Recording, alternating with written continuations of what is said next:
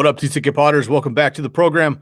I'm your host, Sky Guasco. This is another episode of the Candlestick Kids Fantasy Football Podcast. This is episode 428. We got so many here. I'm getting a little dyslexic on you.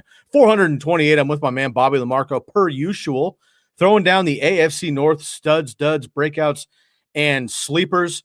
If you haven't been familiar with this series, get on it. We are breaking down every single team in our series here. We're almost done. We got 2 divisions left before we get to kick off this season. And we have been breaking down our studs, duds, sleepers, and breakouts as well from each division. So we're going to be getting back into that again this evening with the AFC North. Of course, the Ravens, the Bungles, the Steelers, and the Browns. Bobby, how you doing, brother? You ready for another round of studs and duds? Unfortunately, there's going to be a player we talk about today I probably have talked about 17,000 times, but you know what? I don't care. I want everyone to know that it's a thing, and I want you guys to draft this guy, so we'll get to him in a little bit. I love it. Right on. I also have a number of players that I've been talking about for a while, and I did a deep dive, my deep sleeper. I'm kind of excited about it. I threw his name on the page, and I was like, okay, let me go through these names. Who am I looking at here? And one thing that's really cool about this particular division, Bobby, is, we did the AFC East a couple of weeks ago, and it was hard to find top-end guys. I mean, we have we have Josh Allen and Stephon Diggs, but then it was real tough. We had a ton of breakouts, a ton of sleepers, a ton of guys who were going in the 11th round and the 14th round in the AFC East. This is the opposite, which is excellent for fantasy football, but it was kind of hard for me to find a true breakout, a sleeper, and certainly a deep sleeper in this division because it's so top heavy, which is absolutely fantastic. So let's jump right into it, man. I'm going to let you kick it off here. And once again, we are doing the AFC North studs and duds here. And to break it down for you one more time, everybody, if you haven't been paying attention to the other breakdowns, we do it a little bit particular here. We have the 4 teams: Ravens, Browns, Steelers, and Bengals. And the first category is going to be stud, second category dud. We're doing rounds 1 through 5. NFC ADP currently.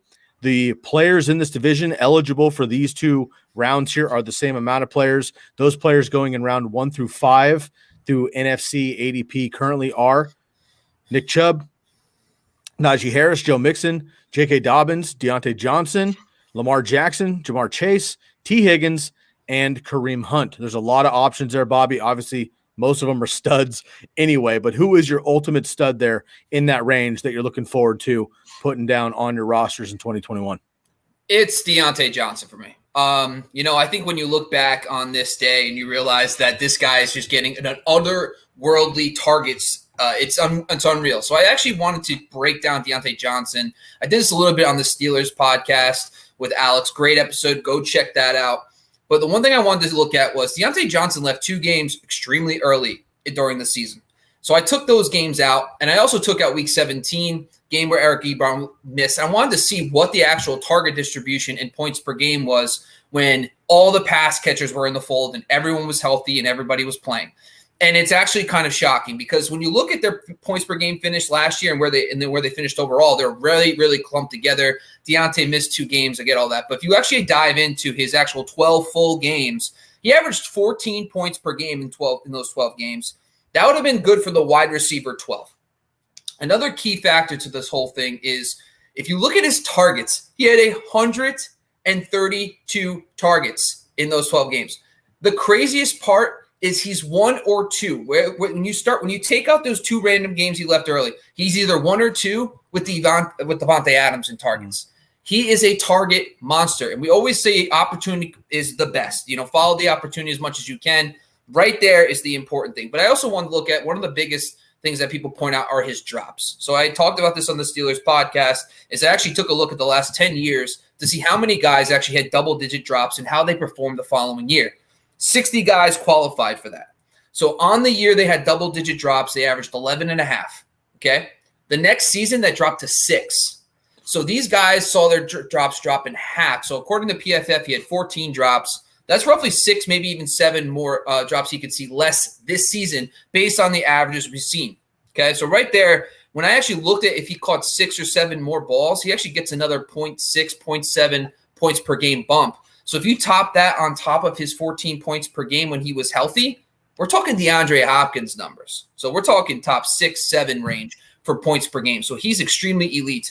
But also his consistency. Because of those targets, last year he finished 20th in consistency. But when you take out those 2 games, he jumps to 11th. At 69% of the time, he finished in double digits. So that's 11th. He's top 12 in consistency. He's top 12 in points per game. And right now he's going overall 47, outside the top 20 for wide receivers.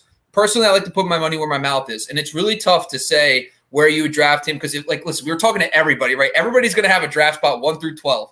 So where are you in the 4th round? So my personal thing is I'd take him over Julio Jones, DJ Moore, Kyler Murray, Josh Jacobs, Chris Godwin, and Travis Etienne. Those are the type of players I'm taking Deontay Johnson over. Players I would draft behind him in the 4th round, Amari Cooper, which we all know. I'm on an island with Amari, but I love him. In the 4th round, Cooper Kupp's like one of my biggest breakouts. So are you, and Mike Evans too. I just think that Tom Brady's an MVP candidate, so I'm just buying into the 2nd year with Bruce Arians. But that's kind of where I'm at with him. I'm almost flirting with the 3-4 turn with Deontay Johnson. I think he's going to have a monster year this season. Can't hate on Deontay Johnson. I'm going to talk about another Steelers wide receiver in a little bit, so I'll hold on that. But I love the breakdown. And again, I want to give a big shout out to our friend Alex Caruso of Fresh Fantasy, who had an excellent episode with you. We just dropped it on Monday. So make sure, listeners, you go back and check that one out. Alex brought it hot. So make sure you go check it out. Deontay Johnson's absolutely a beast. And honestly, Bobby, I agree with you completely across the board here. I usually like to nitpick and find something to play devil's advocate, but you nailed it. And also with all the players that you mentioned around the ADP, I also agree. I'm higher on CeeDee Lamb than Amari Cooper, but that's pretty much the only one that I might, come back at you with. Everything else in that take, I absolutely agree with. Okay, let's get into my stud here. Again, rounds 1 through 5 in the AFC North specifically. My stud is going to be Joe Mixon. Last year, I got on my soapbox about Joe Mixon. My good brother and I, Christopher Benavides of the Commish Fantasy Football Podcast, we went, at each other's necks last offseason about Joe Mixon. He's not a fan. I'm a huge fan, blah, blah, blah. I ended up settling last year as Joe Mixon as my running back 7. Obviously, that blew up on my face when he went down. Joe Burrow got hurt. They put him in and out of the lineup. The rest is history, unfortunately. But thankfully, we have another bounce back here, and we should have a better Bengals team in general. So Joe Mixon right now going as the running back 14, middle to back of the 2nd round. He's currently my running back 8 in PPR. From weeks 3 to 5, of course, he went out in week 5, and then they kind of played with us and played with him all season long until the very end there. From weeks 3 to 5, Mixon saw at least 70% of the snap share. During that stretch, he handled 27.7 opportunities, 22 carries, and about 6 targets per game. And that translated to an average of 22 PPR fantasy points per game. He was on pace for career highs with 60-plus targets. They're going to have a better offense, better touchdown potential, more touchdown potential. And even with Jamar Chase coming in, I think they're going to still run the offense more or less to help Joe Burrow and that leg behind Joe Mixon either way with the opportunity share. So I like the volume. I like the opportunity bumps. I like where this offense is projecting to as long as Joe Burrow can get it together this offseason. And the obvious one, no more Gio Bernard. Gio Bernard is now with Brady in Tampa Bay. They have a couple of rookies behind him. I'm not worried about anybody taking workload away from Joe Mixon. It's about him staying healthy. Last year, it feels like there's this weird Joe Mixon has an injury problem in the pros. He doesn't. He missed 4 total games in the 3 seasons before last year. I'm not worried about Joe Mixon at all. He should get the work. The offense should be much better, and he's going to get the bump in overall potential for touchdowns, which has really been his Achilles heel. He hasn't gotten the touchdowns because the Bengals offenses have been horrendous the last 3 seasons. Hopefully they're much better this year. I don't like his schedule, and I don't like the bring-in schedule a lot in fantasy football, but having to play the Ravens, the Steelers, and the Browns defenses, which are 3 of the best 5 in the NFL, twice a year, so 6 of his games up against those defenses. I don't love that at all. But, again, he can have a big game at any point. Joe Mixon's my stud here, and he's currently my running back 8, and he's going as the running back 14. So I think you get a little bit of a value on him in the back of the 2nd. I was off Joe Mixon last year because the offensive line play. And I was like, they haven't done anything. I kept saying over and over again, like, the reason why he struggled so much, and in the back end of 2019, he had this monster stretch of just awesome games, and he was literally leading the NFL in carries, and I'm like, that's an unsustainable volume. But the thing is, it's hard. I like him at 20. Right now in NFC ADP, he's going at pick 20. You just talked about. He's kind of fallen. I'm buying him at 20. But I'm not going to have a lot of him because I'm going to take Clyde Edwards-Helaire ahead of him because when you look at his numbers last year, he does look good. He top 10 in points per game, 15.1 and half point PPR. He had two games inside the top 10 in points per game and RB finish. Sorry, I'm all over the place here. I'm sorry. 2 top 10 finishes and 4 outside the top 20. So, like, he is extremely boom or bust. And last year it kind of showed. He had one monster game where he finishes the number 1 RB, which a lot of guys can't do. Joe Mixon can do that. But Jackson Carman, their second-round pick, is not playing with the starters. Riley Reif, kind of a league average tackle, but he's okay at the right side. They're banking on a lot of guys improving. We had one of the guys that came on for the Bengals. He talked a little bit about Frank Pollock, the offensive line coach, coming back. That gets me a little excited for Joe Mixon. But one of the things I looked at with Zach Taylor when he had that one season in Miami, he had Lamar Miller. And Lamar Miller was very good, but he finishes RB 14 in points per game at 13.2. I kind of feel like that's where Joe Mixon belongs, like high-end RB2 range. But that's where he's kind of going now in drafts. The question comes, though, in the back of the second, are you going to pass on DK Metcalf, Calvin Ridley, DeAndre Hopkins, Justin Jefferson? Even I know you talk a lot about Darren Waller, so let me kick it back to you on that. Are you going to take Waller over Mixon in the late second, maybe a Justin Jefferson, DK Metcalf? Justin Jefferson, Darren Waller. I'm going to take Mixon over those guys. DK Metcalf, you guys know I love DK Metcalf. He's my wide receiver 6 or so. I'm basically drafting him at his ceiling, which I understand is not how you should play fantasy football, but I think that he can absolutely get that and then some this year. But I'm taking Mixon over Antonio Gibson, who's going before him. And honestly, depending on how the draw falls and stuff, definitely over, DeAndre Swift, J.K. Dobbins, these kind of guys, if they were to creep up that high, which in the current ADP I'm looking at here, they're pretty close. So, yes, Mixon's in the hunt, and I like the talent, and I like the projection of the offense. I guess my only scare currently is that there's murmurs out of the Bengals camp that, Joe Burrow just looks sloppy. And I'm not going to take too much of that yet. He's got, even though it's a former teammate, he's got a rookie wide receiver in the NFL. He's getting back to full health from last year, which is a gruesome 3-part knee injury. Their offensive line's still figuring each other out.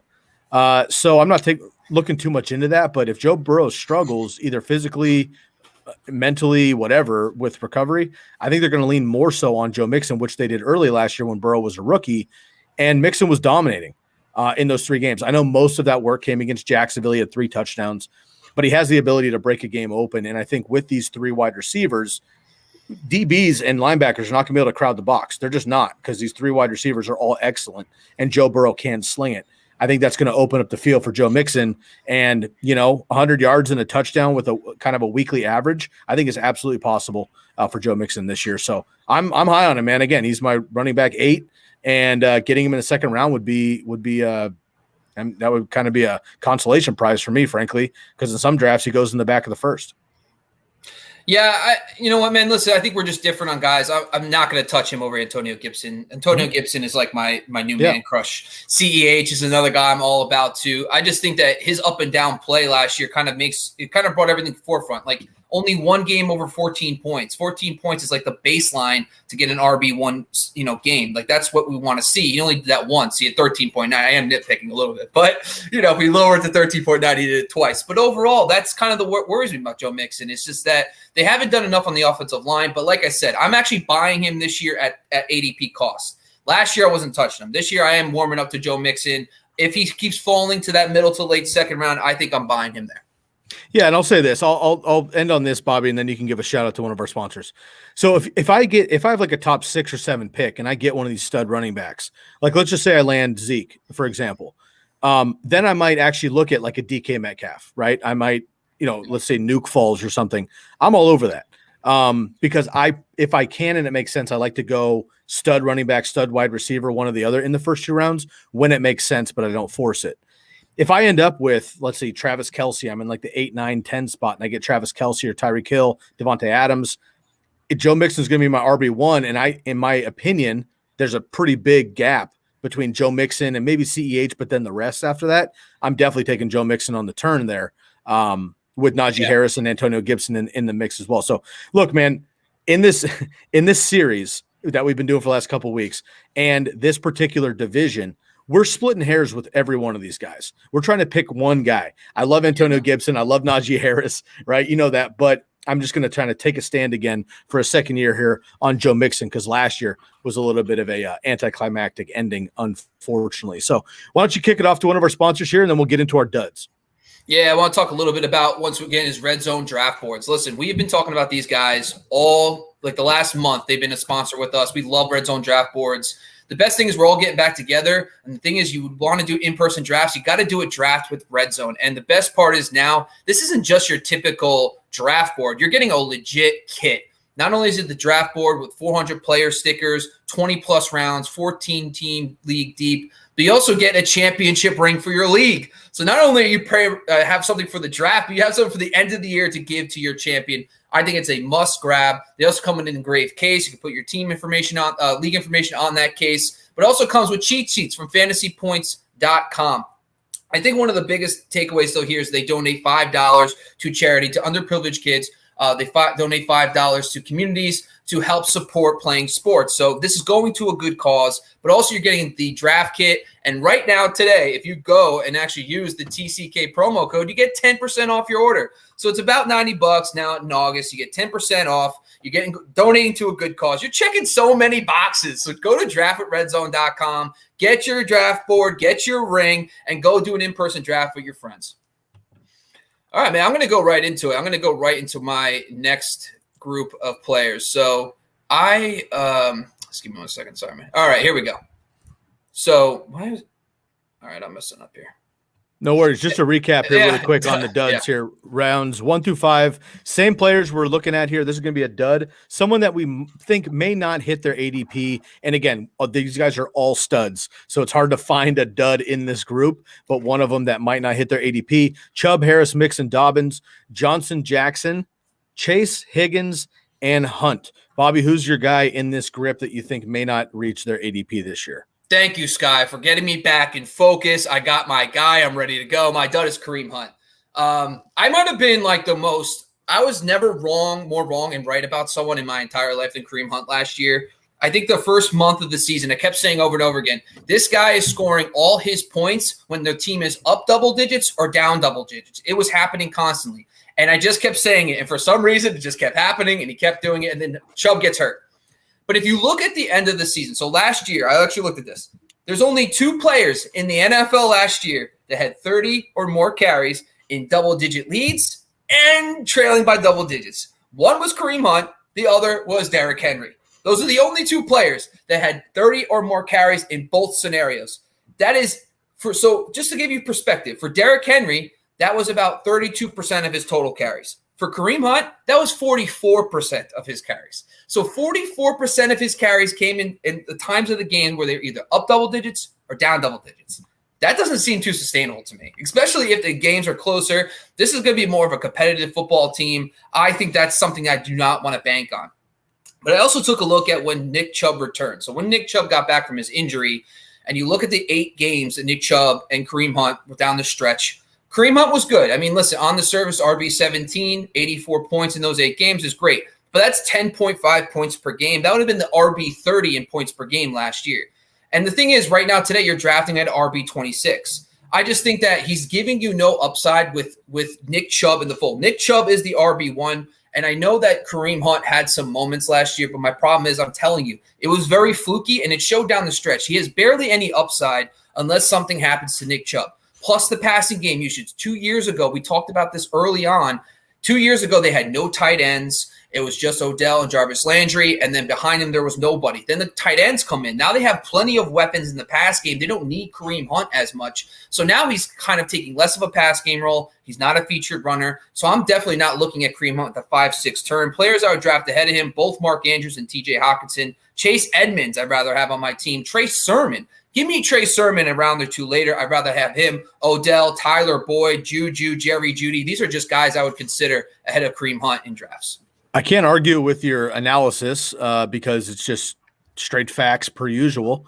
I will say that if you're in a 0 RB approach in your draft, if you find yourself looking for running backs, heavy in the 5th round or so because you went tight end, quarterback, wide receivers early, I think Kareem Hunt then becomes an automatic target because of his receiving upside in a potent offense. And although Baker Mayfield has, low passes per game, which I'll talk about later on, they do have the potential to throw to Kareem Hunt. So I like that a lot. Again, we're nitpicking here with the duds, but I'm with you. If not for a 0 RB approach, I'm probably not taking Kareem Hunt. Although I will say last year, I drafted Nick Chubb and Kareem Hunt in 2 different leagues. I got Chubb in the 2nd and Kareem Hunt in the 5th in 2 different leagues. And it was a risk, but it worked out. And I won the championship in that one of those leagues, and I lost in the championship in another one of those leagues.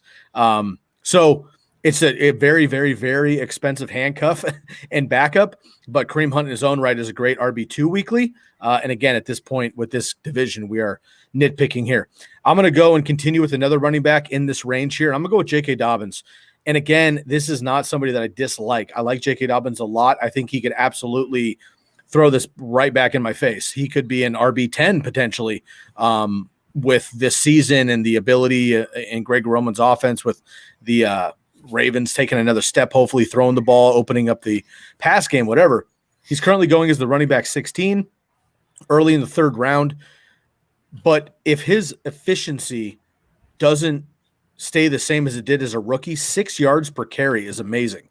If that doesn't stay the same in 2021, I could see him underproducing at his draft cost. I'd rather have Keenan Allen, Terry McLaurin, CeeDee Lamb, George Kittle, Allen Robinson, all those guys going around J.K. Dobbins. I would rather have all of those guys. Dobbins was kept to less than 43% of his team snaps in each of the first 6 games and saw double-digit carries just one time over the first 3 weeks. Through the final 9 games, of course, like a lot of these rookies last year, then he started to hit his stride in the back half of the season. He averaged 12.1 carries per game, 72.3 yards per game, and he scored 7 touchdowns. But again, he had less than 1 catch average per game. So to be an elite running back, to be a top 10 running back, to be a top 12 running back, frankly, unless you're, James Robinson and you just stay healthy and outlast everybody else, you need to have the receiving upside. And J.K. Dobbins doesn't have that. He could score 15 touchdowns like Mark Ingram did 2 years ago in this offense. But Gus Edwards is going to get plenty of work. Lamar Jackson is going to get plenty of work, obviously. And while I do think J.K. Dobbins, like Kareem Hunt, is a very safe weekly RB2, I don't want to draft them, for a safe RB2 in that range. There's incredible, high upside tight ends if you want that approach.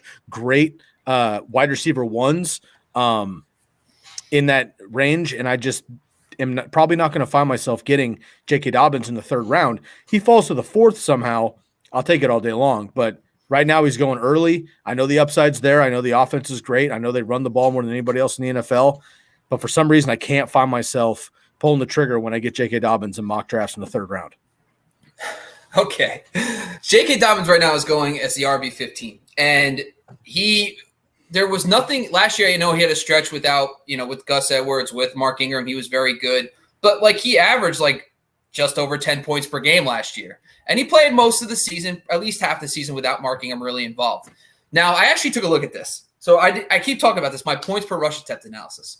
So league average, every time a running back gets the ball, the league average is 0.58 points, fantasy points per rush attempt. J.K. Dobbins last year averaged 1 point every time he touched the football. That is not only an outlier, it is one of the most unsustainable efficiency metrics you'll ever see. Another running back, to give you an example, that hit that mark was Alvin Kamara. Alvin Kamara did it a few years ago. He actually did it again in 2020. So Alvin Kamara, one of the most efficient running backs ever, has done it.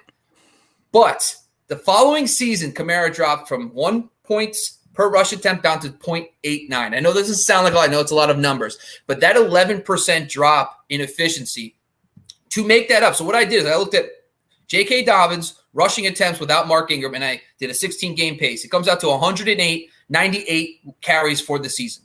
If you apply his updated fantasy points per rush attempt to 198 carries, along with his passing game usage, he averages 12.9 points per game and half-point PPR. That would have been the RB20 last year.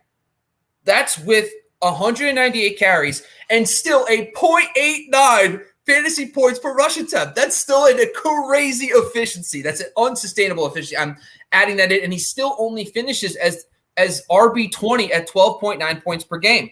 Yeah. J.K. Dobbins is another example. He's going to stay healthy because of Gus Edwards and Lamar Jackson. He's not going to get a lot of work on his legs. He'll probably play 16 games. He might finish as the RB15, but I talk about this all the time.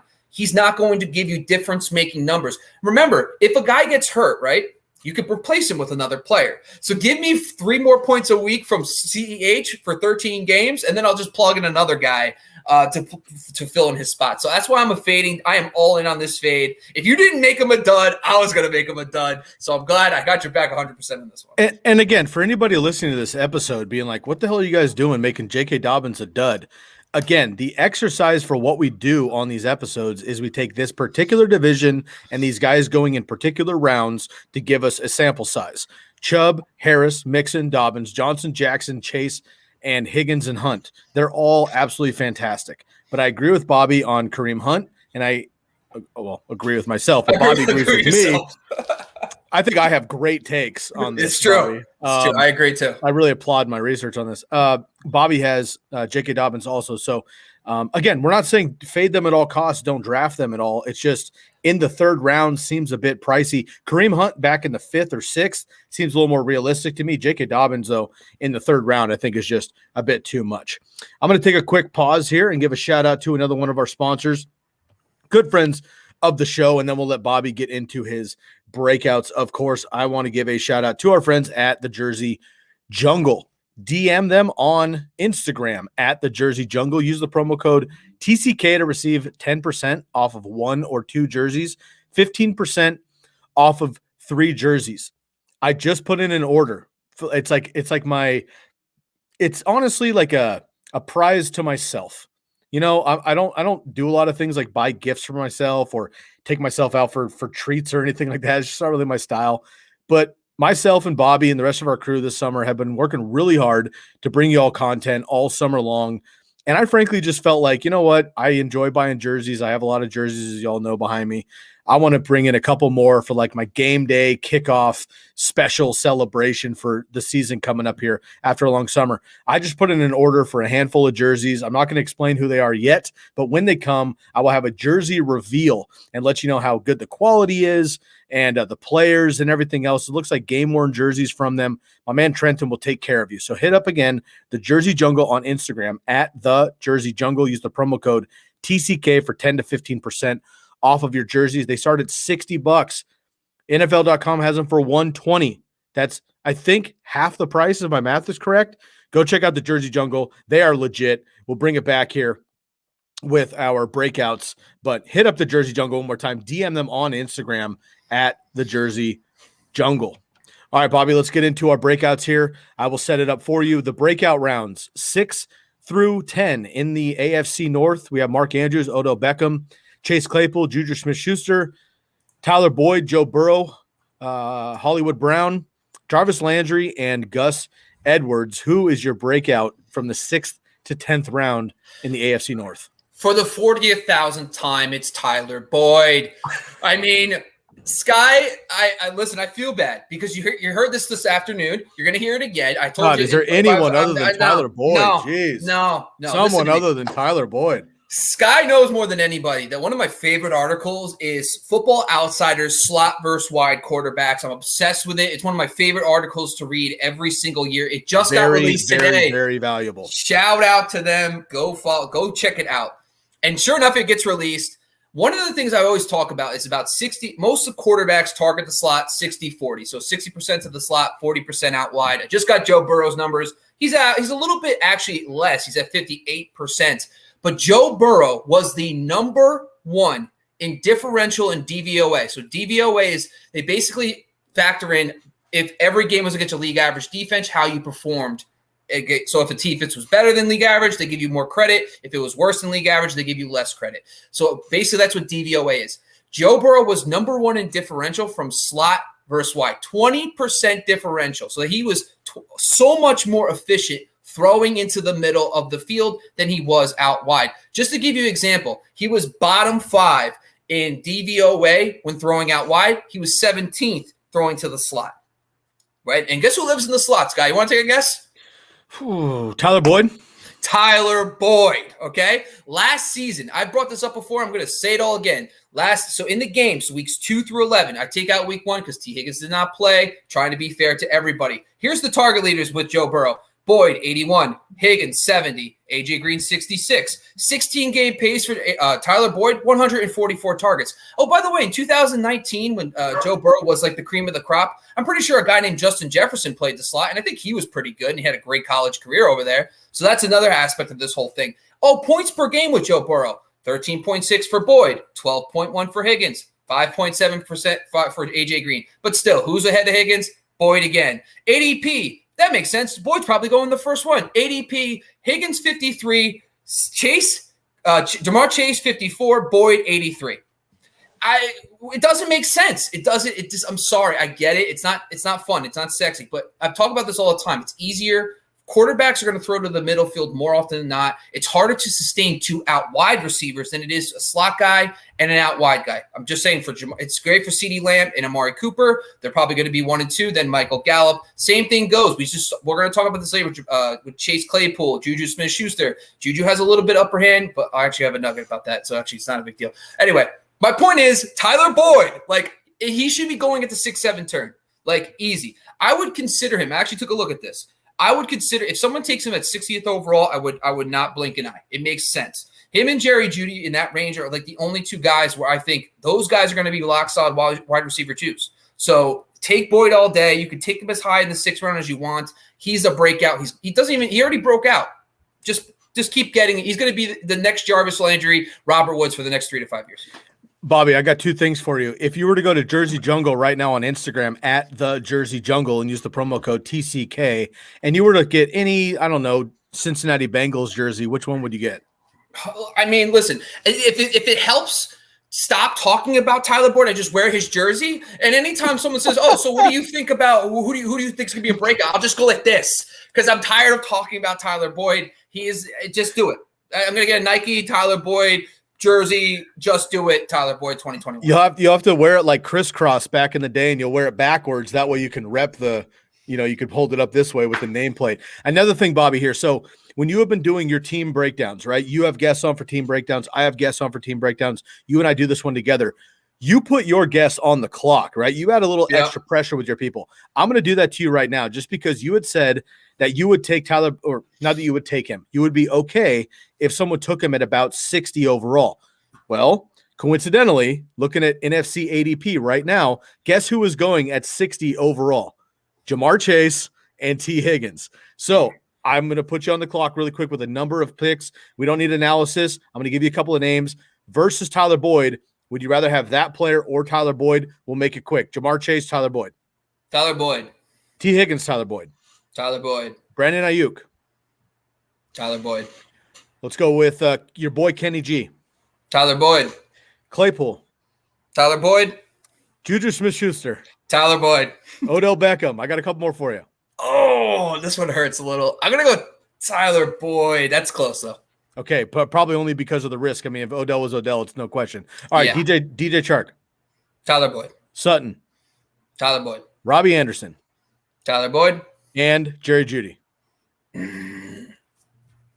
Pass. Yeah, it's like my 2 babies. Those are my 2 babies. I love Jerry Jeudy too. So we found the round, but if Tyler Boyd's going at like 84 for ADP, you're closer to like high 70s. You'd be okay with like, so you're looking at maybe an early 6th round pick. You'd be okay. ADP's got him in the back of the 7th.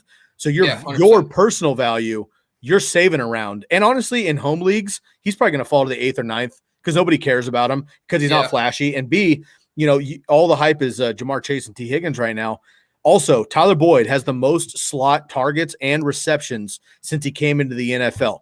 And that was with Andy Dalton and whoever knows what until Joe Burrow. So I'm with you, man. Tyler Boyd is definitely a great pick here to be a breakout. And he hasn't broken out yet. He's had some solid seasons, but always been behind A.J. Green. Last year, almost behind T. Higgins, you could argue. Still has the hype behind Jamar Chase. We'll see what happens. I like it a lot. I'm going to go to another breakout wide receiver here, and this one is really hit or miss. After listening to the Steelers podcast with our boy Alex Caruso, I almost deleted this one and started over. because he was not as excited about Chase Claypool, but I'm gonna take my stand here. He didn't see much playing time until week 3. Chase Claypool is my breakout here. Wide receiver 29 currently, back of the 6th round. Didn't see much playing time until week 3. He had 100 targets from week 5 on. That's behind Juju. That's behind Deontay Johnson. 100 targets from week 5 on. 14.3 yards per reception was the best on the Steelers. He caught 9 passes of 20 yards or more, and he was 3rd in the NFL in deep targets with 31. When they run, so Najee Harris now is a part of that. We know last year they gave up on the run. Okay, so it's a little bit, those numbers are a bit skewed, which I can respect. They gave up on the run in Pittsburgh and just were running and gunning the rest of the season. And they went from 11-0 to out in 5 weeks, right? Lost to the Browns twice. But because they weren't balanced. And when you're in the NFL, it doesn't matter how good you are.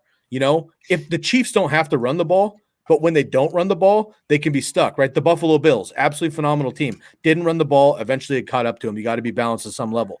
Chase Claypool should stay on the field as the number 2, opposite of Deontay Johnson, in my opinion. So when they go 2 wide receivers, maybe 2 tight ends, and they get rid of a slot receiver, that's going to be Juju, and they're going to, run heavy with Najee Harris and run with the play action as well. So Chase Claypool should see more of an uptick with him just being on the field when Juju is off there in other packages. Big Ben can still chuck it when he needs to, all right? Chase Claypool was 9th in air yards last year with nearly 1,500, 1,448, and he was 5th in the entire NFL with 11 receiving touchdowns. Chase Claypool's more than boom or bust. He came out of Notre Dame, and there was a lot of talk last year, this time, that he was going to be a tight end for the Steelers. And then they let him run a couple routes. We're like, never mind. He's dominant. Nobody can cover him. I think he could be absolutely dominant. I know Big Ben is on the wrong side of his career. They're trying one more time. Deontay Johnson, as you already mentioned, is the guy there. But Juju almost walked this year. Najee Harris, I think, is going to be special. But when it's time for a big play and there's double coverage maybe on Deontay Johnson, Chase Claypool is going to be open down the sideline and I think just unguardable for the most part. I like Chase Claypool to really break out this year. And again, going as a wide receiver 29, maybe your wide receiver 3, it's just all upside to me. So with Chase Claypool, you got to understand something with him. Week 7, Deontay Johnson returned. So there was a 2-game stretch where Deontay Johnson played, but he barely played. And then he was out. 31% of Chase Claypool's points on the season came in those 3 weeks. So 4 touchdowns against the Eagles. Yeah, 4 touchdowns. Like, my point is with Chase Claypool, so I looked at, when I'm diving into all that was a red flag. But I looked at the 12 games when it was Ebron and all that. And I brought this up with Deontay a little bit earlier. The problem with Claypool is he was way behind Juju and he was way behind Deontay. So Deontay Johnson, 14 points per game. Juju was at 12.6. And Claypool was at 9.1 when they were all together playing and healthy. And that's a little worrisome to me. Also with Chase Claypool, it's a coin flip. Last season, he was 50-50 to get double-digit fantasy points and half-point PPR. Literally 50-50. So that was 32nd in the NFL. So he's a coin flip. But the other thing, too, is he had a ridiculous touchdown percentage. So last year, he was 38% of his fantasy points came from touchdowns. That's on par with Tyreek Hill and Devontae Adams. And I brought that up on my previous podcast. But the important thing is, when you have a 38% touchdown percentage of your total points, Devontae Adams and Tyreek Hill were so much better than everybody else. They could lose 10%, still be ahead of everybody. Chase Claypool was a wide receiver 3 last year, and if he loses 10%, that's not going to be good for him. He's going to fall further. So I understand that he also had 2 rushing touchdowns, which is very hard to bank on for wide receivers. So I don't hate it. I like him in best ball, maybe more of a standard format type of guy. But at the same time, like I've talked about, I'm not going to take him over Tyler Boyd, Jerry Jeudy, because I'm much more higher on those guys. And I just think Deontay Johnson is just ready to take off. I do too, and really, there's so many breakouts in this category. I almost picked Mark Andrews because I think he may even have a higher ceiling potentially. Beckham, we've seen breakout. Hopefully, he's due for another breakout. Tyler Boyd's a great pick. Joe Burrow obviously could bounce back, and we'll see what happens with Gus Edwards. Frankly, who that might be a committee there. So great pick there. Why don't you get into your first sleeper here? Now we have sleepers and deep sleepers. So why don't you give a sleeper? Why don't you give a sleeper, and then we'll pause for one more one more sponsor, and then I'll get into my sleeper. Then we can get into deep sleepers. Once again, our sleeper is around from 11 to 14. So not all the way at the end of the draft yet. We'll have a deep one in a minute. Rounds 11 to 14. Rashad Bateman, Baker Mayfield, Big Ben Roethlisberger are really the players in this division going in that range. Again, there's not a lot because this division is so top heavy. So Bateman, Mayfield, Big Ben, who do you have as your sleeper? Okay. There wasn't a lot. I think the layup seemed Rashad Bateman, but I'm sorry. I can't get behind rookie. I know last year rookie wide receivers like Justin Jefferson burned us, but CeeDee Lamb, yes, he was good, but if you look at him on a points per game basis, he wasn't a difference maker. I know that was Dalton and was it Ben DiNucci? We need to get rid of that game. So that's true. He probably was better. But so this is the thing about Big Ben. When you start looking into his numbers, it's I went into this whole thing I was sitting there for a half hour. We're not joking. I could not find because you took Baker. Sorry, spoiler, everybody. I just ruined Sky's sleep. But anyway, I like him the most, and actually we'll get into that. But Ben, I was looking at him. I'm a little concerned about the Matt Canada thing, the offensive line. They're trying so much to this new motion play action. Matt Canada's known for run game concepts. He's had plenty of good running backs in college. Darius Geis, Naheem Hines, Monty Ball, Melvin Gordon, a bunch of guys, James Conner, a bunch of guys, Anthony McFarland on his own team. So I think from that standpoint, I'm more excited for Najee Harris in that sense. But Big Ben is not good in play action. Last year, he was he was the only quarterback to have under 10% play action pass percentage at 9.6%. Everybody else in the NFL, who 20% of the team's passes, had over 10% in play action. Big Ben did not. He had minus 7.7% completion percentage and minus 1.1 yards per attempt. When Big Ben's moving around, I understand maybe that's all problematic. So I'm a little concerned about this new concept of motion and play action. But he's 1 year removed from a serious arm injury. Last year, it's really hard to expect this guy who could not throw all off season. He took a year off to just jump in a COVID off season. He didn't even have time really to connect with Deontay Johnson. Mm-hmm. Listen, Deontay Johnson in 2019 was only his second year. And then it was it was his rookie year. And then his second season was last year's first year with Big Ben. Chase Claypool was a rookie. He didn't have a lot of time to work with these guys. So there's room for optimism there. But the thing that really got me interested was that he actually finishes the QB 13 last year. So right there, I was just all right, he's a little better than I thought he would be. So there, it's he was third in pass attempts, but he was 24th in fantasy points per drop back. So I know that what if the Steelers can't run the ball again? What if? So my thought process is listen, I'm not taking a lot of Big Ben. This is a deep sleeper, but at the same time, he's got three. He might have the best trio of wide receivers in the NFL. Top three, top four, whatever you want to call it. He's got Eric Ebron, Pat Freiermuth, Najee Harris, and even Anthony McFarland's making plays. So he's got every skill position covered. And even if there's injuries, he's got James Washington on the back burner as well. So I just think that he has the depth and talent around him. 1 year removed from this injury. And what happens if the offensive line doesn't gel and he still has to throw back, third most in the NFL? You're looking at probably a fringe QB1 this season. I don't hate it, dude. And again, Big Ben, I have my breakouts Chase Claypool. Your stud is Deontay Johnson, right? And all of that is reliant not on Duck Hodges. So we are counting on Ben Roethlisberger. So I don't hate it, man. I think look, we got 20 years of Big Ben. All right. We understand what's going on now. He's not gonna hold the ball very long. When he was younger, there's highlights of him that are insane, right? There's in the prime of his career, he would get sacked top and bottom and literally just throw dudes off and then still throw a 60-yard bomb to AB. Those days are way behind him, but he's not going to run. He doesn't want to take hits. Yeah. The defense is incredible, so they should be able to grind the clock out and run the ball. But last year, Big Ben had one of the quickest releases in the entire NFL so that he doesn't get hurt. Phillip Rivers elongated his career by 5 years by never getting hit. Peyton Manning did the same thing. So the jury's out. There's no really surprises with Big Ben. I do think he can continue to do it. And frankly, man, at almost 40 years old, he's not going to come back and do this if he can't do it. You know what I'm saying? I know they were close and the taste is there from last year, but he knows the deal. If he can't do this, guys are going to rip him up. And again, those defenses in that division are no joke. So I like Big Ben. I'm going to go with Baker Mayfield.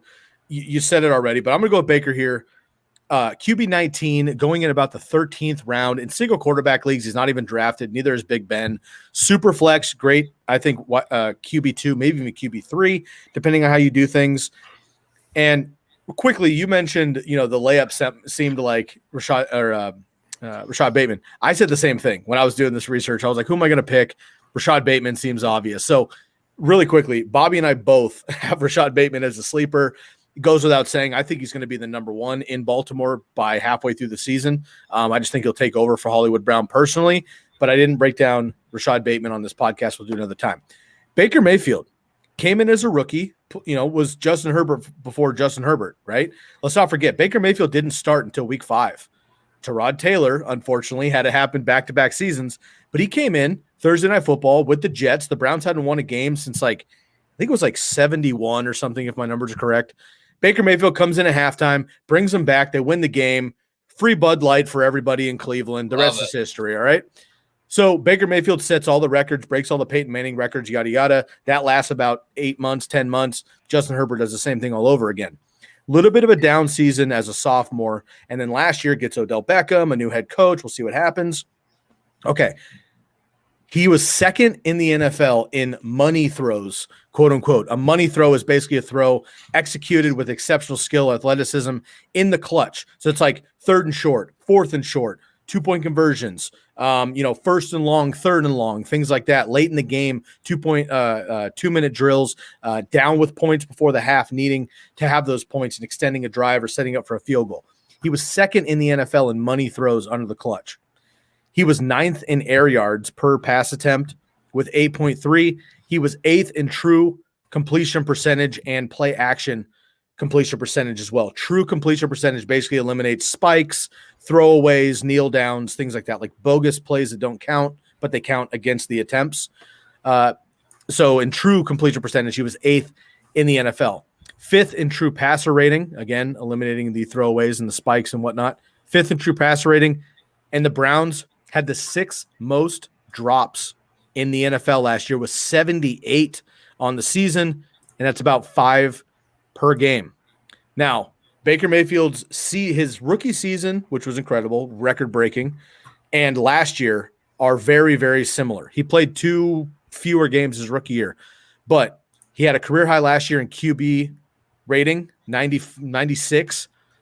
His completions are in his career, his 3-year career, 305 to 317. That's where they've been. He's good for about 480 to 490, 500 pass attempts. Not incredible, but we know the Browns run first. It's still a good number. Completion percentage, 63%. Still hasn't thrown for 4,000 yards, but I think that could happen with a full year of Nick Chubb and Odell Beckham. He's good for 7.5 yards per attempt. The big one here, he set a record in 2018 with 27 rookie passing touchdowns, breaking Peyton Manning, and then Herbert broke that last year.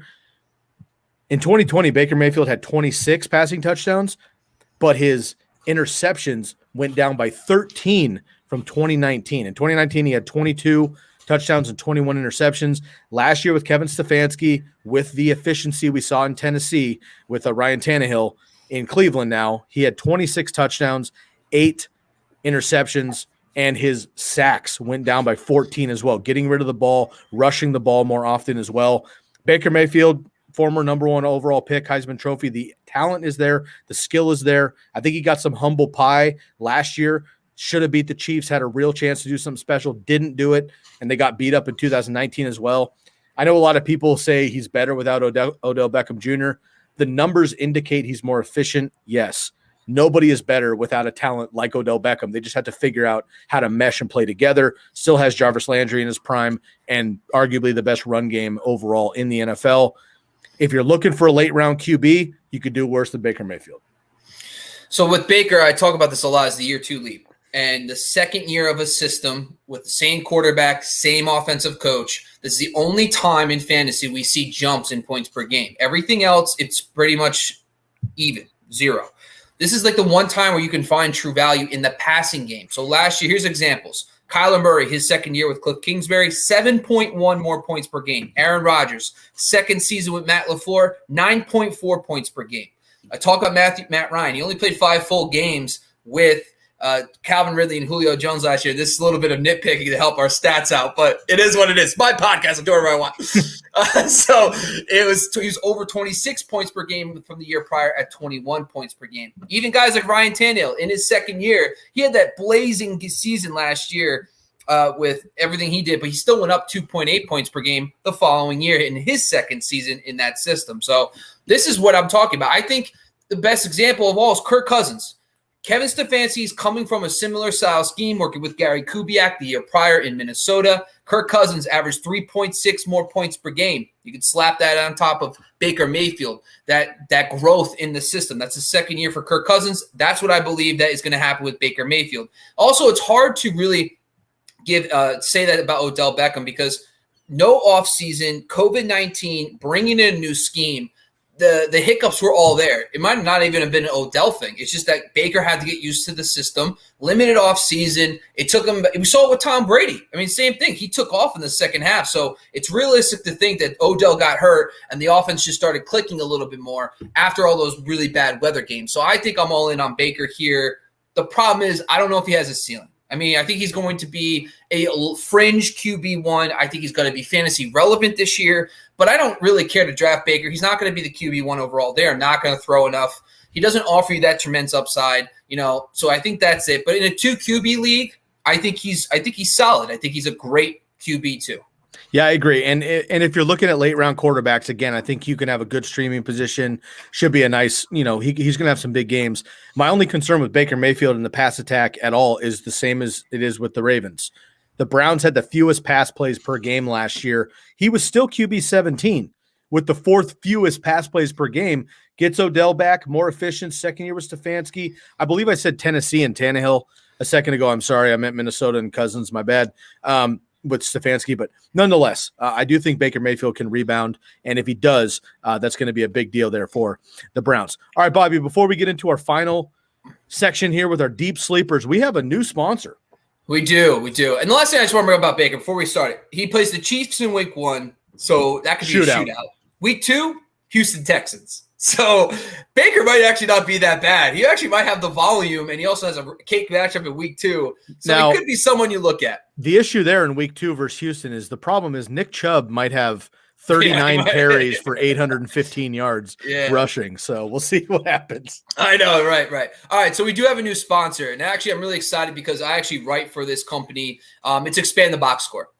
So Expand the Box Score is now, we officially have updated our NFL tool and dashboard for the 2021 season. So right now on the screen, you're seeing everything you get with the Expand the Box Score draft tool. So it's actually just like in-season stats, everything you think of, very customizable. We also have a scatter plot tool. And when I tell you, if you're not going to find this level of detail for this price. So if you look on the screen, you're going to see PFF and Sports Info Solutions. It costs about $200 a year for PFF, $750 for Sports Info Solutions. This package is only $25. And this scatter plot tool is really cool. You can actually combine a bunch of stuff, like see what players have the most yards per attempt, yards per reception, and combine it with yards and do all these different stuff. You have a customizable scatter plot tool. Trust me, if you're into fantasy football, it's a lot of fun.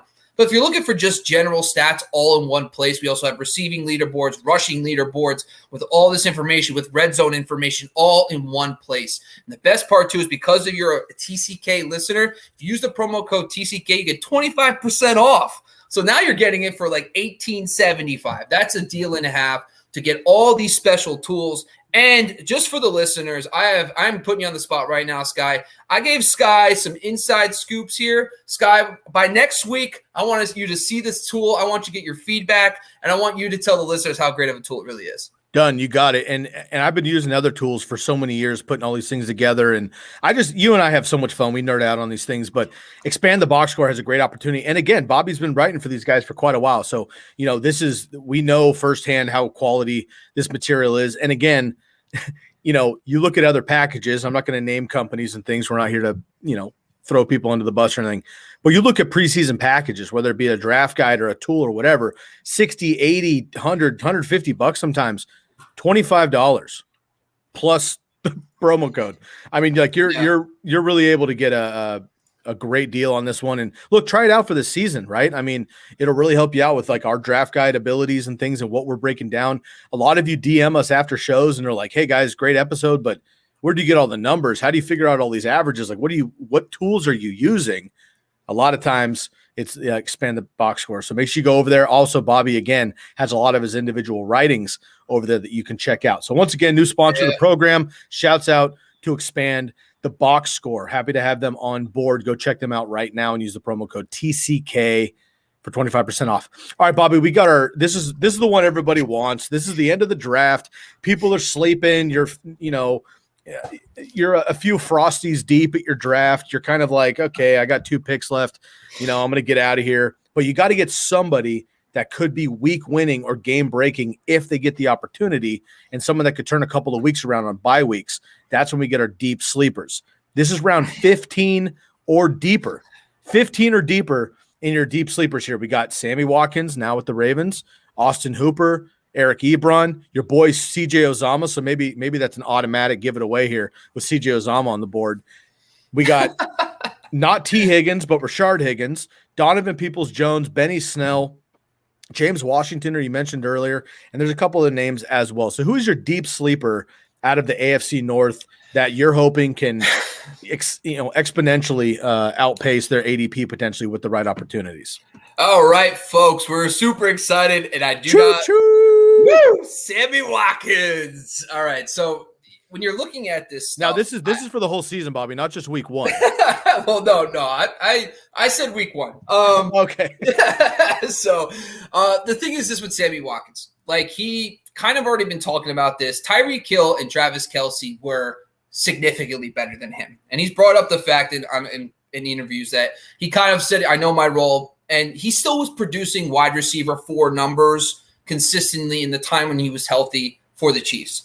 But now he's talking about, like, listen, I could be the alpha in this offense. One of the things that I've noticed right off the bat is Marquise Brown injured his hamstring, has been out for a couple weeks. Rashad Bateman, which we were talking about a little bit, has been out with an abdominal injury. He just came back this week, but he's been out, missing a bunch of time with Lamar Jackson. Sammy Watkins has been lining up camp. I understand people say this all the time about Watkins, but this kid's talented, former first-round pick. But the thing I like about him is that he's moving into the slot. And he's probably going to be the main slot guy with Bateman and Marquise Brown on the outside.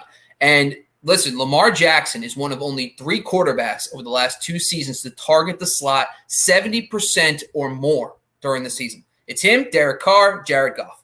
70% or more targeting the slot. So right there tells you that whoever's in the slot is going to get some premier targets. And a lot of that's Mark Andrews. But it's also going to help Sammy Watkins. So when I look at this last year, he had a 48% slot rate with the Chiefs. That's twice as much as Marquise Brown. So I know it's going to be probably Watkins inside. But Willie Snead, yes, Willie Snead, not the greatest fantasy guy, probably not even close as a talent as Watkins. He was 3rd on the team in routes during games he was healthy. So he was 3rd on the team in routes behind Marquise Brown and Mark Andrews. So that right there tells me he's stepping into that role. He's probably going to be 3rd in routes. He had 46 targets in 12 healthy games. That's a 16-game pace of 61 on a league low 406 attempts. So we're talking about some level of growth. They made a lot of effort this offseason to surround Lamar Jackson with more passing game talent. If they can push it a little bit, that's a 15% target share. So 61 targets on 406 attempts is a 15% target share. Now, when we're looking at deep sleepers, my thought is if I can get somebody who gets you fringe wide receiver 3 numbers, that might be something to do. So the thing I like, too, is Greg Roman's history with Sammy Watkins. So Greg Roman, of course, is the OC now for the Ravens. He was the OC for the Bills when Sammy Watkins had his breakout season. That season, he finishes the wide receiver 9 in points per game and 15.7 points per game. So I'm not saying that he's going to be that, but I'm saying that Greg Roman has featured Sammy Watkins. Greg Roman knows Sammy Watkins, and he's already proving himself on camp with Lamar Jackson, and Lamar Jackson's talked him up too. So I just think that in the last round of a deeper league, you take a dart throw on Sammy Watkins. Marquise Brown has not proven himself to be an elite number 1. Rashad Bateman, yes, I think the talent's there. A lot of people are excited, but we see this all the time with rookies. Not a lot of rookies break out every year. Last year seemed like to be the exception. If you go the years prior, there really wasn't anything until 2014. So take the flyer on Sammy Watkins. I think he could be a deep sleeper this year. I like it, man. It's all about staying healthy with Sammy Watkins. We know that he's been productive when healthy. Unfortunately, he can't stay healthy very often, but that's why we're in the deep sleeper round, 15th round or later. I like it. All right, man. Last time we did this, I went with a deep sleeper, De'Ami Brown of the Washington football team. And he was getting drafted in like the 140th wide receiver or something like that. And I was like, that's just insane. 38th round. No league goes that deep. Like, what are we doing here? So I look at this list again. Watkins, Hooper, Ebron, Uzama, Higgins, Rashard Higgins, not T. Higgins, Peoples-Jones, Snell, and Washington. And I look at this list. I'm like, okay, there's some upside, whatever. A couple of tight ends I'm not really excited about. So I started looking at it. And I looked at the ADP for all these guys just to get an idea. My deep sleeper is Donovan Peoples-Jones. And Bobby, just for fun, I would like you to take a gander and I just hate take this game. No, it's great. It's great because it's just how ridiculous. So I'll give you a clue. It's probably 30 wide receivers deeper than you think he is, and probably 6 rounds later than you think he is. Where do you think right now, according to NFC, Donovan Peoples-Jones' current ADP is at wide receiver and round? I'm going to say 475, wide receiver 232. Okay, not quite that far, but close. All right. Wide receiver 138, and going in the 35th round of your drafts, ladies and gentlemen. So if you're doing any more than 17, then you can find Donovan Peoples-Jones down there in the 35th round. All right, here's the deal. He's behind Jarvis Landry. He's behind Odell Beckham. We know that. If either were to miss time, and Odell Beckham over the last couple of years has missed time, unfortunately, Donovan Peoples-Jones is a great stash in redraft if you have a deep bench, and certainly in dynasty, I believe, because Odell could be out. Jarvis Landry could be out in the next year or two. Odell Beckham could go down again, unfortunately, and I'm not banking on injury, but this is kind of an opportunity to just be aware in case anything were to hit the fan again in Cleveland. So DBJ is a nice stash here. He's been working with Baker Mayfield all season. The camp reports are very strong for him. He's been playing a lot of contested catches. Odell Beckham is out and about, but not full speed. Jarvis Landry is a veteran at this point, not taking all the reps. Donovan Peoples-Jones has been that guy and doing really well for a second-year player. Some of his just kind of stats, he doesn't have a lot of stats. So some of his just paperwork coming into the league as a second-year player, 99th percentile in burst score, which measures athleticism, strength, explosiveness, etc. So basically just like the type of wide receiver there, DK Metcalfs, right? The Calvin Johnsons, like 99th percentile burst score for Donovan Peoples-Jones out of Michigan. Very impressive. Anything over a score of 130 is considered exceptional. Donovan Peoples-Jones graded out at 145. So he's way ahead of exceptional just in raw tools and talent. Okay, so not stats, but just ability. Now, I understand for those of you traditionalists, there's been a lot of wide receivers, especially Dorial Green Beckham is a name I'll throw out there for you, Bobby. Nice. Who everybody was, J.J. Arcega-Whiteside as well. Another one people were fired up about, never actually made it happen. Donovan Peoples-Jones last year had a total of 6 targets through week 12. All right. 12 weeks of the season, he wasn't playing at all. He had 6 targets total. After that, though, he saw 14 targets over the final 4 games, catching 9 of those for 232 yards. Quite impressive, and a nice touchdown there. So again, deep sleeper. I don't expect you to play him anytime soon, but he is a rare wide receiver handcuff. Meshed well with Baker last season. Odell has injury history at least. We know that, again, I just mentioned 4th fewest pass plays in the NFL for the Browns, but when they play off of this efficiency and off of the play action, Stephon Diggs, a lot of his early work with the Minnesota Vikings was off play action, deeper bombs, right? Before he became like a bona fide stud wide receiver. That could be DPJ if they don't want Odell Beckham stretching the field off of his ACL, and that's just not Landry's game. So again, deeper shot here, but if I'm looking between like Rashard Higgins or Donovan Peoples-Jones or even Sammy Watkins, to be honest with you, Benny or Bobby, or James Washington, I'm going to put my eggs in Donovan Peoples-Jones. I think he's got a lot of potential and far from his ceiling.